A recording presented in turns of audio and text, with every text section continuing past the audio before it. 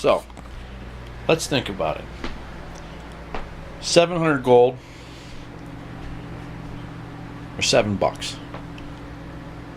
Okay, sounds good. But how long is it going to take to make 700 gold? Let's think. 2, 3, 4, 5, 6, 7 hours. Let's say 5. 700 gold, 5 hours. Or $7 for 5 hours. So really, Blizzard's got you working for like $1.50 an hour or less and change, whatever, cheap. You probably make more than $7 an hour. I hope you do. And you figure, why don't I spend that $7, get into this thing, and then I get to keep all that gold to buy cards. These guys are fucking geniuses. So think about it. Huh.